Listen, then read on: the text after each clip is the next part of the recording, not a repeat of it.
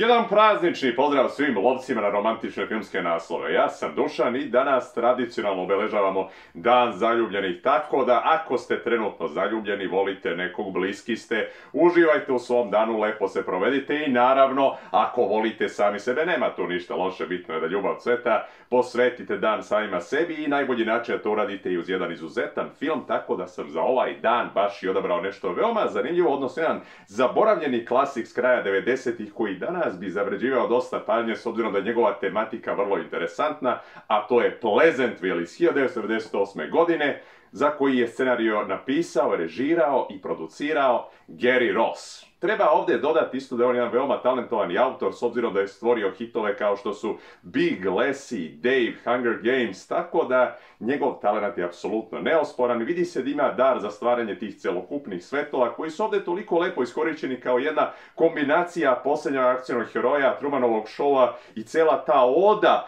prema 50. godinama kada je sve nekako delovalo toliko i finije, i nevinije, i prijatnije, i smirenije u odnosu na svet u kome danas živimo, a ovdje je ipak interesantno prikazati da ovdje imamo dvoje blizanaca koji nemaju apsolutno ništa zajedničko i to su Tobey Maguire i Reese Witherspoon koji ovdje glume Davida i Jennifer, koji, da kažemo, se potpuno različito kreću na toj socijalnoj lestvici, gdje je on jedan povučeni momak i možete odmah vidjeti kolika je to sličnost upravo sa onim Peter Parkerom i tačno možete vidjeti taj lik upravo u njemu i kada krene ovaj film, s obzirom da je jedan outsider, potpuno je okrenut tim vrednostima koje su bile nekad, opsednut je tom serijom Pleasantville koja je bila 50-ih, čak pamti određene detalje bolje nego bilo ko, namerava da se oproba jednom kvizu za $1000 i taj noćni maraton upravo koji je vezao celokupnu tu seriju zaredom, vidjet ćete koliko će uticati na ostatak radnje ovoga filma, dok sa druge strane Jennifer je ta koja je iz veoma slobodnih shvatanja, ona je otvorena, nadmena, drčna, jednostavno je ta koja zna da se probije, zna da osvoji koga treba i kako treba, zna da kaže prave stvari,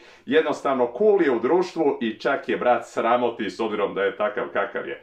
A ono što će biti zanimljivo jeste kada njih dvoje, zahvaljujući jednom čudnom čoveku koji je majstor za televizore, završe upravo u svetu Pleasantville. Znači, bukvalno će iz stvarnosti biti uvučeni unutar te serije. I sad, iako ovo djeluje kao neka zanimljiva premisa koja će opet otići u nekom desetom smeru, ovdje treba naglasiti da je to jedna i drama i romansa i jedan, da kažemo, veoma veliki sociološki eksperiment koji ima toliko dosta filozofije i metafora na celokupno društvo koje se odnosi. I kada vidimo i sam školski sistem gdje pričaju o problemima današnjice koji su upravo i posle toliko godina isti problemi koje imamo danas i onda ulaze u taj svet gdje nema nasilja, nema psovki, nema čak ni vatre da gori da bi izazvali se neki požari.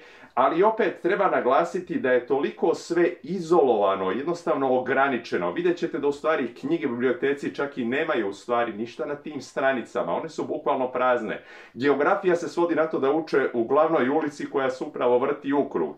I naravno najveća doza romanse jeste što se zaljubljeni drže za ruke u toj aleji mladih gdje uveče izlaze i to je to. Dalje ništa nema od toga. I sad kako će njih dvoje moći da se uklope? David će moći mnogo bolje da se uklopi s obzirom da on zna apsolutno sve u ovoj seriji i oni preuzimaju ta dva lika, to dvoje brata i sestre koji se nalaze ovdje u seriji i kako sad trebaju da funkcionišu do trenutka dok ih Donac, koji je znači bio taj majstor za televizore, ih ne oslobodi odavde. Inače, treba isto naglasiti Donac da je jedan bio veoma popularan komičar i također je pozajmljivao glasove nekim jako poznatim likovima iz crtanih serija u tom periodu. I ovo je zanimljivo jedino njegovo bioskopsko pojavljivanje u nekom filmu i posle toga više nije ni bio, osim to u crtanim filmovima. Tako da eto, treba to naglasiti isto. I sad ovdje imamo dosta poznatih imena u okviru ovog filma, jer možete u tom svetu Pleasantville-a prepoznati William H. Macy-a i Joan Allen i Jeff Danielsa, J.T. Walsha. Dosta je to poznatih imena. Naravno, treba naglasiti da je tu i mladi Paul Walker i to pre nego što je postao deo čuvene franšize koju znate kao Fast and Furious i opet vidjet ćete ga kako on ovdje izgleda onako i mladi, zanimljivi, neiskvareni, sve je to opet onako uklopljeno sa ovim svetom i kažemo, njih dvoje svojim uticajem, ponašanjem, onda time što im govore određene stvari koje su van tog sveta, koji se nalaze oko njih, počinju da menjaju njihovu stvarnost. I sad od sveta u kome niko ne može ni da promaši kada gađa u koš ili da se desi neka saobraćajna nesreća ili, ne daj Bože, da bude neko da kažemo stvaranje zle krvi između određenih likova ili tako nešto, odjednom to počinje ovdje da se dešava i počinje da se dešavaju i te podele. I odmah ćemo uočiti čak i te komentare koji se odnose zbog toga, pošto se oni nalaze u crno-belom svetu, kakav je odnos prema onima koji postaju sad da su u boji. I naravno tu će biti komentar tvoja obojena devojka i to je zanimljivo kada prebacite na današnjicu i shvatite na što se u stvari odnosi taj komentar. I opet vidjet ćete kako se sistem grčevito bori da zadrži kontrolu pred naletom te mladalačke energije koja želi da bude sve što može da bude i to opet rekoh su sve asocijacije na svet u kome mi živimo danas. I naravno, treba ovdje naglasiti da sve ima i svoje mane i vrline. Iako je taj svet bio toliko izolovan i neiskvaren, opet je on bio toliko uskraćen za sve ono što su bili, znači uskraćen za znanje, za pravu nežnost, emocije, sve je to bilo pod kontrolom, ali opet ovdje treba dodati da sve to sa sobom nosi određene negativne bodove, tako da ćete vidjeti kako posle toga izgleda, kako ljudi pokušavaju da unište to celokupno društvo zato što su se pojavile razlike među njima. Ali opet, treba naglasiti da vi kada posmatrate to na nekom globalnom nivou i shvatite da ova romantična komedica posjeduje toliko više i da se uzdiže na mnogo veći nivo i kada imamo isto neke osvrte na kultne klasike iz 50-ih i 60-ih koji su jednostavno ovdje tako jednostavno ubačeni ovdje u neke scene i moći ćete lako ih prepoznate, a i ovo je film za koji treba naglasiti je bio nominovan za 3 Oscara i to sa apsolutnim razlogom, gdje je Randy Newman za svoju muziku fantastično kako je to odradio. Čudo je da nije dobio, ali zaista mi je krivo, jer s obzirom da te note, ta melodija koja se ovdje provlači i same scene, pošto je ovdje bio nominovani za art design, kada vi vidite one roze latice po toj crno-beloj pozadini kako proleću, ili jedna prelepa scena u trenutku kada sad David, odnosno Bud, kako se sad zove u tom novom svetu, mora da sakrije boju svoje majke tako da je premazuje sa tim puderom, to je toliko prelepo i emotivno odrađeno. I naravno, rekao sam, onda će biti nekih jako zanimljivih romansi. Bilo to da se odnosi na samu Joan Allen sa Jeff Danielsom, gdje opet vidimo čovjeka koji je toliko bio uskraćen za tu umetnost. On je samo radio kao kafedži, ali uvijek je želeo da bude slikar. I vidjet ćete kako to izgleda, to gušenje njegovog unutrašnjeg talenta zbog toga što mora da pripade određenom sistemu.